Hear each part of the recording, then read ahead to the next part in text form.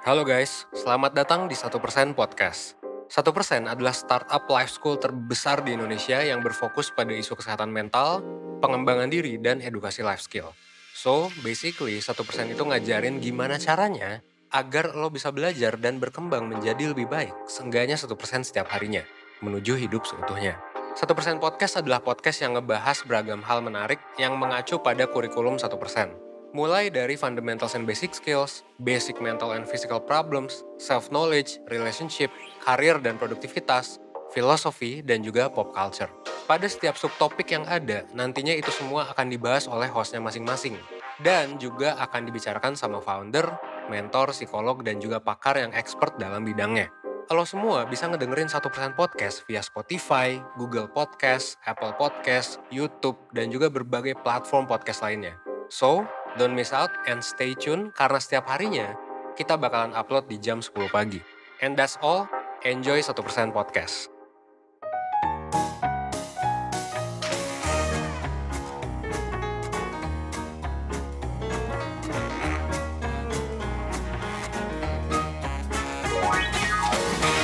Halo Personers, balik lagi sama Nanda di sini di 1% Podcast. Dan Personers, episode 1% kali ini adalah 1% X organisasi. Dan untuk organisasinya, kita kedatangan bintang tamu, yaitu Ketua BEM dari Fakultas Psikologi UNER, yakni Rajiv Nur Ilham. Hai Rajiv. Halo, Nanda, kenalin. Halo, iya. Oke, silakan pengenalan diri. Monggo. Oke, ya. Ya, kenalin nama aku Rajiv, lengkapnya Rajiv Nur Ilham. Sekarang mahasiswa aktif semester 7 di Fakultas Psikologi UNER. Saat ini menjabat sebagai Ketua BEM Fakultas Psikologi Universitas Erlangga.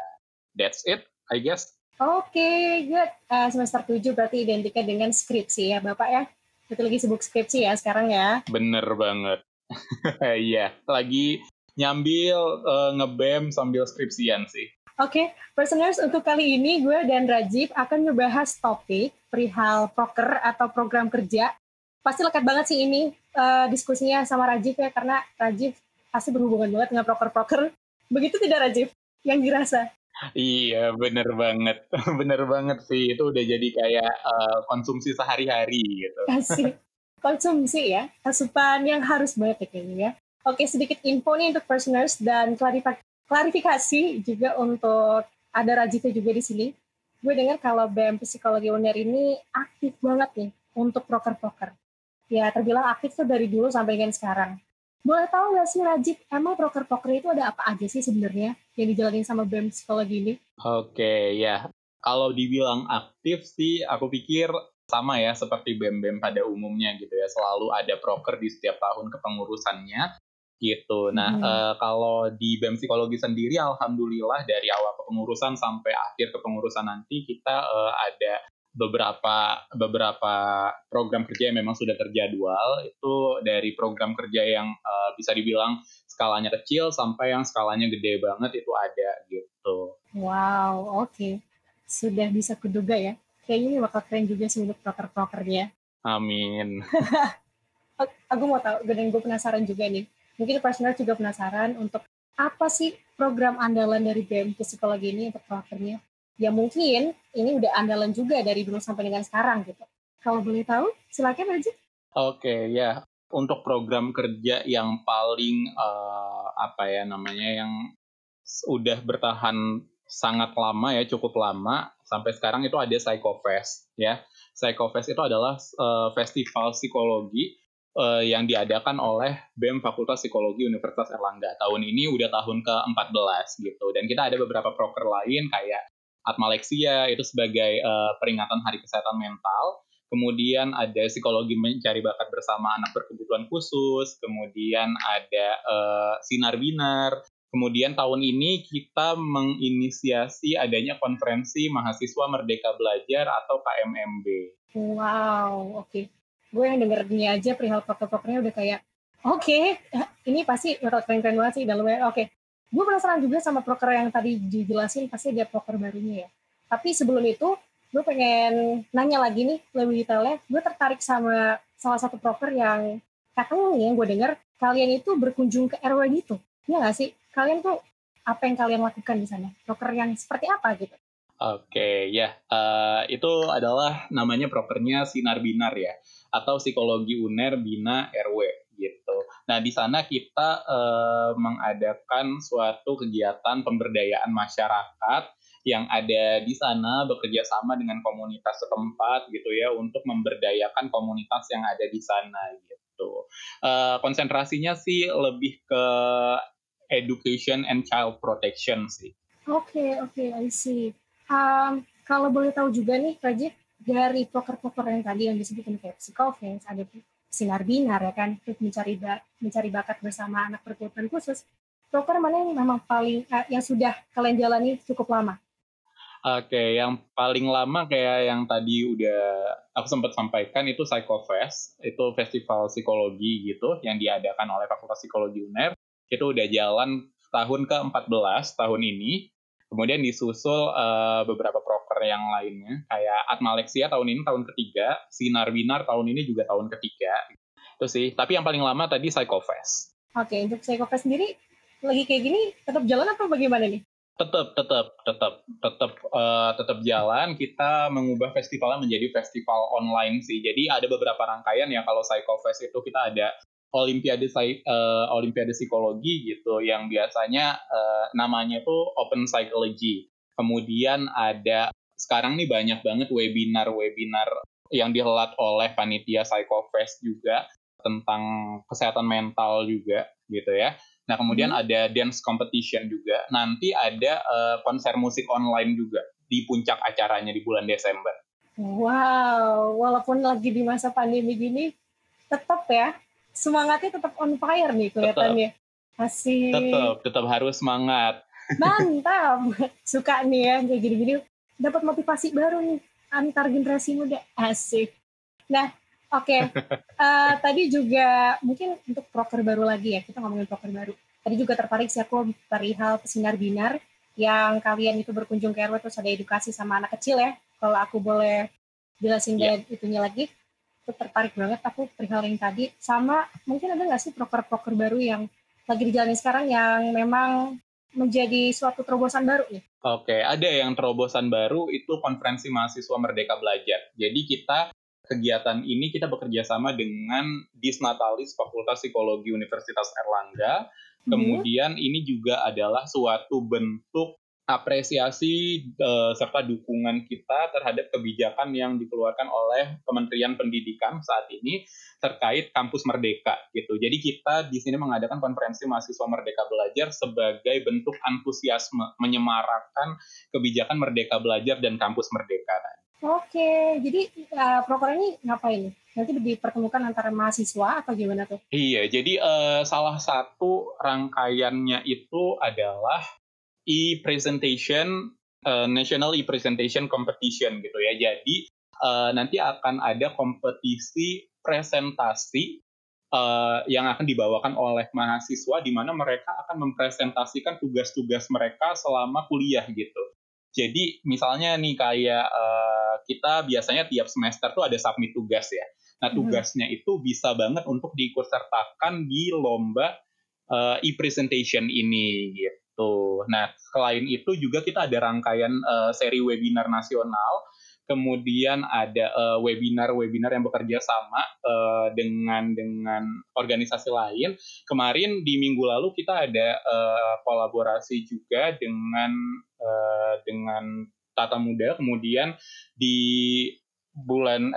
minggu ini kita ada kolaborasi juga dengan KPK mengadakan webinar juga terkait pendidikan anti korupsi.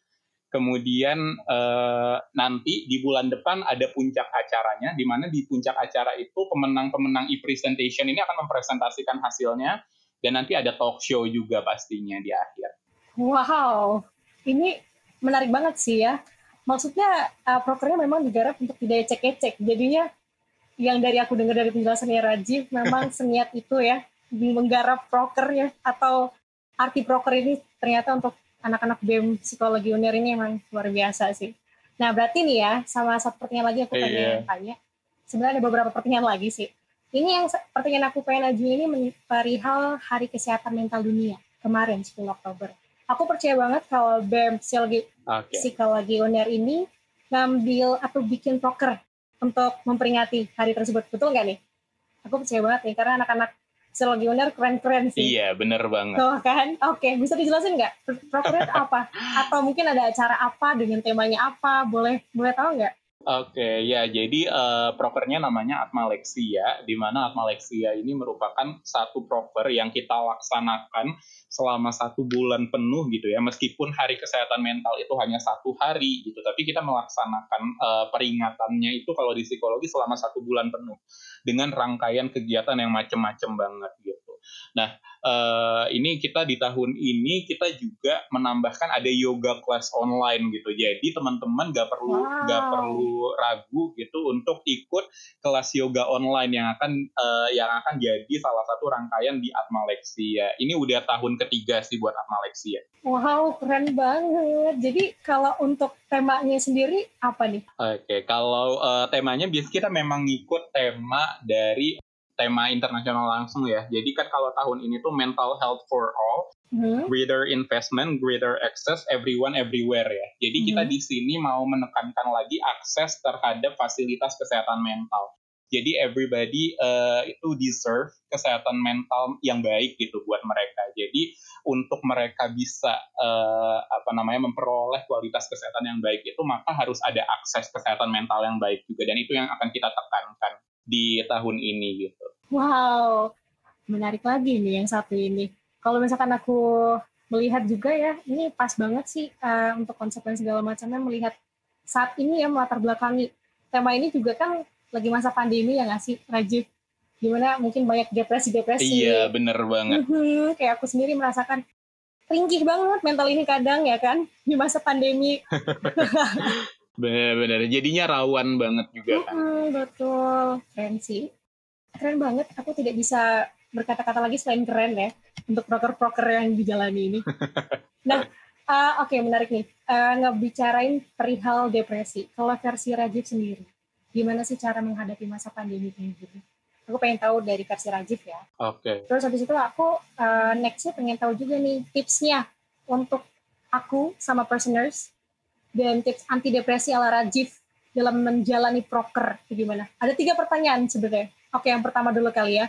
Versi Rajif sendiri, cara menghadapi masa pandemi kayak gini. Oke, ya mungkin ketika kita membahas mungkin kita menspesifikannya lebih ke arah regulasi stresnya kali ya. Mungkin kalau depresi itu perlu penanganan yang lebih lanjut lagi gitu, dari kita butuh penanganan dari profesional juga ketika kita sudah didiagnosa mengalami depresi misalnya kayak gitu. Tapi itu juga butuh proses yang panjang untuk akhirnya menjatuhkan diagnosa depresi gitu ya. Jadi ketika teman-teman menemukan tanda-tanda itu, segera hubungi profesional gitu. Nah, tapi kalau untuk aku sendiri terkait gimana regulasi stres selama masa pandemi, itu benar-benar kuncinya adalah diri kita sendiri gitu. Ketika kita bertanya kita harus apa, itu bertanyalah pada diri kita sendiri. Kadang kita itu sebenarnya punya jawaban kita harus apa, tapi kita nggak tahu aja karena di kepala kita seolah-olah itu menjadi benang yang kusut gitu. Dan kita harus mencoba mengubah benang yang kusut itu menjadi lurus kembali gitu. Dan yang bisa melakukan itu adalah diri kita sendiri. Jadi waktu yang luang di selama pandemi ini, gunakanlah waktu itu untuk mengenal diri kita lebih dalam lagi, karena ketika kita kenal sama diri kita lebih dalam lagi, kita akan tahu sebenarnya yang kita butuhkan dan kita inginkan itu apa, sehingga kita bisa menekan kemunculan stres itu dalam kehidupan kita juga. Ketika kita tahu apa yang mau kita lakukan dan apa yang harus kita lakukan, apa yang perlu kita lakukan dan tidak perlu kita lakukan, kayak gitu sih. Oke, jadi yang aku tangkap kembali lagi sama diri sendiri ya. Oke gitu. Terus tipsnya tadi kayaknya udah ya. Tadi tips untuk personers menghadapi masa pandemi kayak gini untuk menghilangkan depresi. Tadi kayaknya udah terjawab juga ya. Ya nggak sih? Atau mungkin kamu ada tips-tips lain lagi? Mungkin ini ya, perbanyak aktivitas mungkin ya. Aktivitas jangan sering-sering menyendiri doing nothing gitu ya. Jadi usahakan di setiap harinya itu melakukan aktivitas gitu. Jadi kita bergerak, tubuh kita mengeluarkan energi gitu, dan ya pastinya juga melakukan hal-hal yang positif lah ya gitu sih. Oke. Nah nih Rajif, ini pertanyaan yang memang sesuai dengan pembahasan kita pada hari ini juga sih ya. Kita mau tahu kegiatan Rajif kan selain BEM juga, kuliah juga, jadi ya pasti kegiatannya banyak dong ya. Tips anti depresi ala Rajif dalam menjalani proker plus kuliahnya itu gimana? Boleh kali kasih tahu ke personers. Oke. Mungkin aku lebih bilangnya ini ya, tips anti stres kali ya. Lebih akan bilang tips anti stres sih. Untuk menghadapinya sih ini sih, arrange menyusun prioritas. Jadi membuat skala prioritas juga gitu ya. Jadi ketika kita melakukan suatu hal, kita harus punya timeline juga. Kita harus punya timeline dan guideline untuk hal-hal yang kita lakukan dan akan kita lakukan gitu. Jangan sampai karena ketika kita melakukan 2 atau lebih hal dalam waktu yang bersamaan itu akan sangat mungkin gitu ya, itu overlap gitu.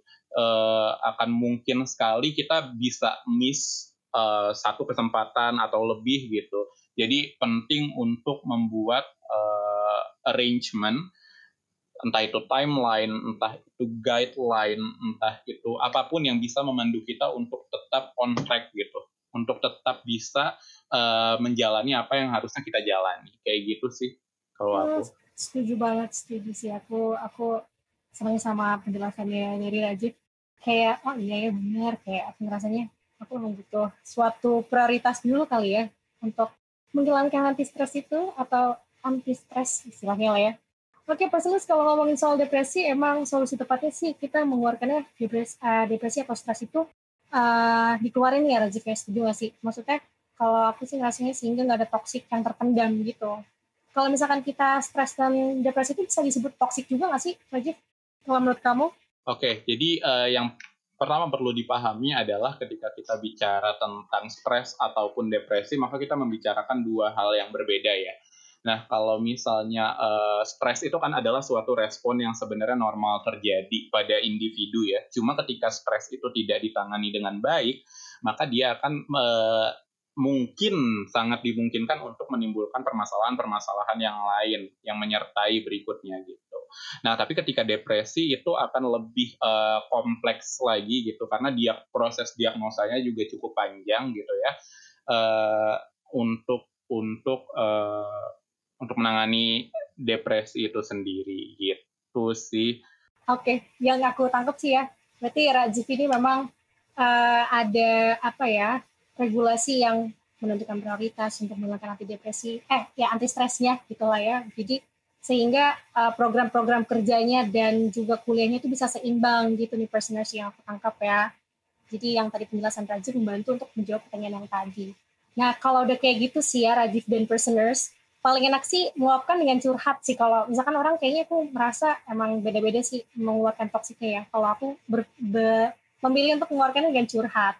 Nah, kalau personers bingung mau curhat ke siapa, atau kamu pengen mendapat solusi dari masalah yang kamu hadapin nih atas depresi kamu, langsung aja personers, kamu bisa langsung curhat dan nanya solusinya ke kakak-kakak dari 1% atau mentor-mentor di sana tuh udah tentunya yang of course dengan orang-orang yang sudah berprofesional kayak gitu. Yang tadi juga Rajif singgung perihal ditangani oleh profesional, tentunya di 1% juga ada yang kayak gitu. By the way, Rajif, kamu ingin menyampaikan sesuatu lagi nggak atau apa gitu untuk personers? Dan tadi kayak misalkan untuk informasi yang bisa kita tahu nih, personers tahu untuk acara-acara BEM Psikologi bisa dilihat di mana gitu, boleh? Oke, ya boleh banget sih pastinya ya. Jadi kita rutin mengupdate kegiatan yang diadakan oleh BEM Fakultas Psikologi UNER itu di official account kami. Kita ada official account di Line, ada juga di Instagram dan Twitter gitu ya. Kalau di Instagram ada BEMKM Psikologi UNER gitu. Kita update semua infonya di sana. Dan info-info pentingnya biasanya kita highlight juga gitu, biar teman-teman nggak ketinggalan. Dan ada beberapa departemen yang juga punya Instagram masing-masing, seperti Departemen Pengabdian Masyarakat, itu kita ada di sana juga. Jadi update terkait kegiatan di pengabdian masyarakat ada di sana. Kemudian kajian isu strategis juga ada Instagramnya yang megang Proker Atmaleksia. Jadi kalau mau tahu lebih detail lagi tentang Atmaleksia bisa ikutin di either di IG BEM Psikologi UNER atau di IG-nya Kastra Psikologi UNER gitu sih. Wow, oke, keren, jelas banget ya. Yang personers yang pengen tahu lebih lanjut bisa langsung buka media sosialnya ya kan. Tadi dijelasin sama Rajif. Dan by the way Rajif, super seru banget deh ngobrol sama Rajif hari ini. Pengen tepuk tangan deh rasanya. Tepuk tangan online ya. Tepuk tangan online. Jadi kalau gue sendiri dapat motivasi buat gue sih pribadi sebenarnya ya. Dan semoga personers juga merasakan hal yang serupa untuk melakukan kegiatan positif itu gak mandang suatu keadaan. Jadi ditangkap dan jangan lelah untuk menjadi generasi muda yang terus berinovasi. Nih. Seperti salah satunya yang dilakukan oleh anak-anak atau teman-teman BEM Psikologi UNER. Oke deh, kalau yang aku rasa juga nih ya, mungkin bisa tambahin untuk personers juga dan aku tangkap dari Rajif tadi penjelasannya, menciptakan suatu kekurangan menjadi suatu kelebihan sih, kalau yang aku tangkap dari proker-proker yang dilaksanakan oleh Rajif dan teman-teman BEM. Oke Rajif, semoga proker-prokernya Rajif dan teman-teman BEM Psikologi UNER dapat berjalan dengan lancar ya. Amin. Amin. Boleh ini nggak nitip pesan lagi buat teman-teman yang lain?